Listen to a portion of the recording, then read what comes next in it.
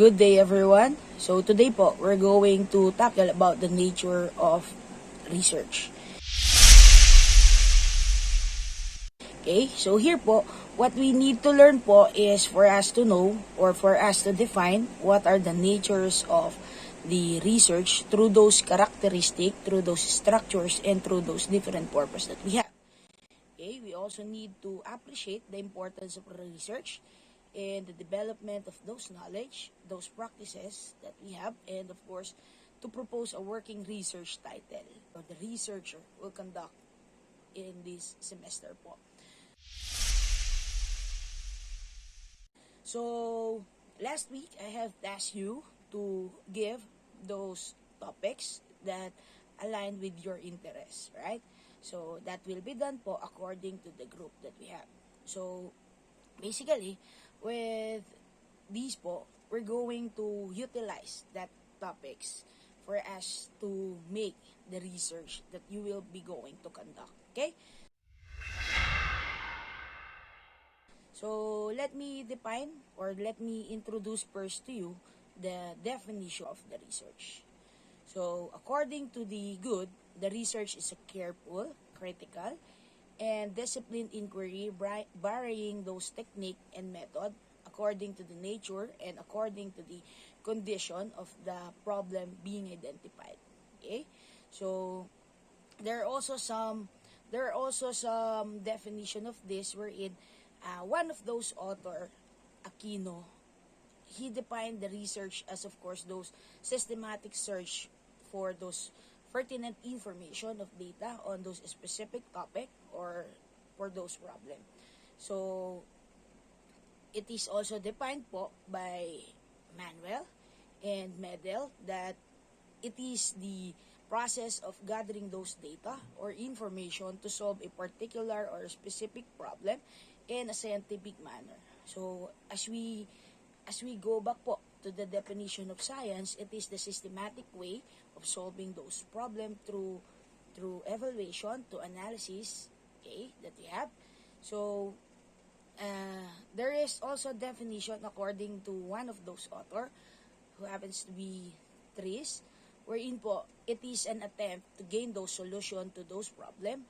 So, it is a collection of those data in rigorously controlled situation for the purpose of predicting or through those explanation. Okay? So, with all this definition that we have po, basically, in short, the research is defined as those purposive, systematic, and scientific process of gathering, analyzing, organizing, presenting, and of course, interpretation of those data for the solution of the problem, for intervention, for discovery of the truth, of course, and expansion. It also includes po, verification of existing knowledge, and of course, it is all for those preservation or for those improvement of those quality of human life. Okay?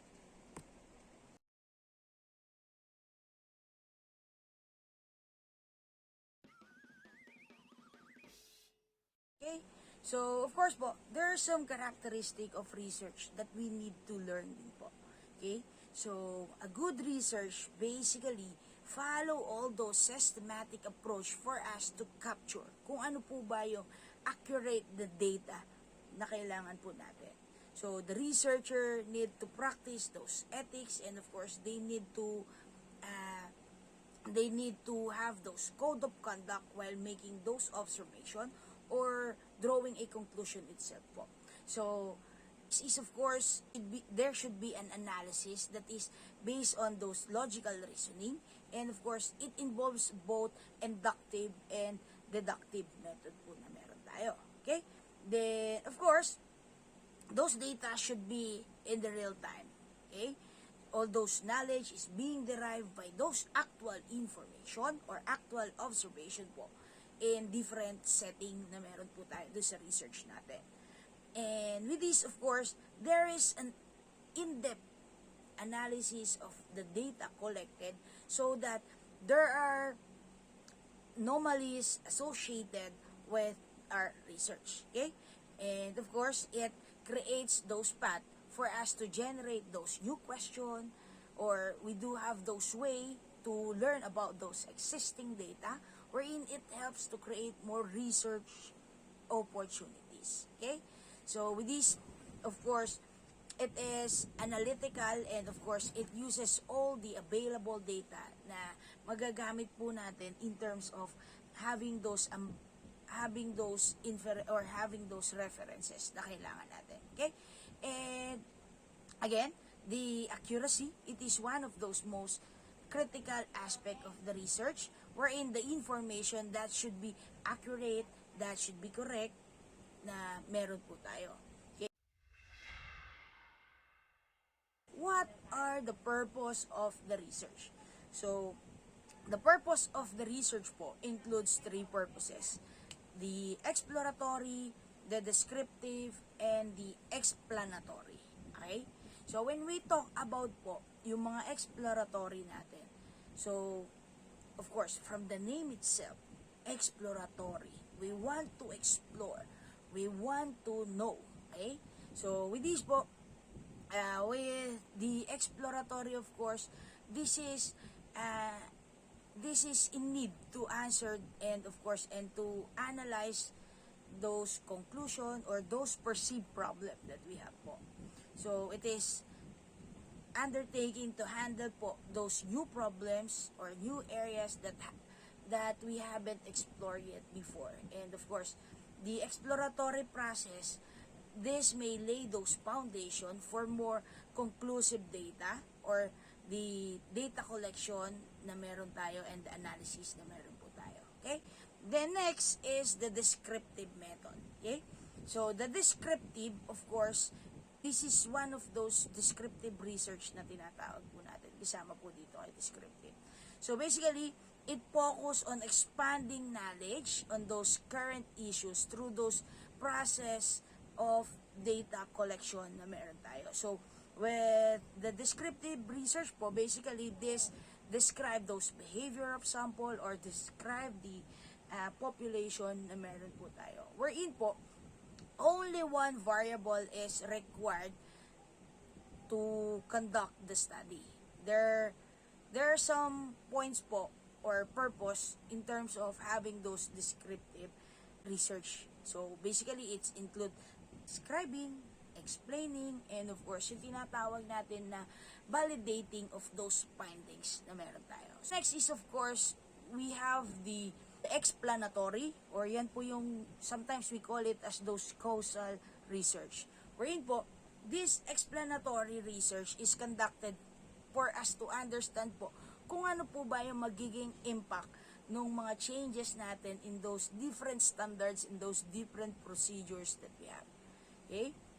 So, with this po, running those experiment is the most popular form po of having those explanatory research. Okay? So, let me give you some differences according to these three po. Si exploratory, this could be unstructured. And of course po, when you're going to conduct those research, you need to have those asking question. And of course, ang paggagawa po natin ito, that could be in the stage of decision making. But with the descriptive, this should be structured. And that could be a form also of asking question. But here po, it includes later stage of those decision making that we have. Okay? And with the explanatory research naman po, this could be highly structured. Okay? So, this could be a form of, this could be conducted through the form of hypothesis. And this could be conducted po later stages of those decision making din na meron tayo. Okay?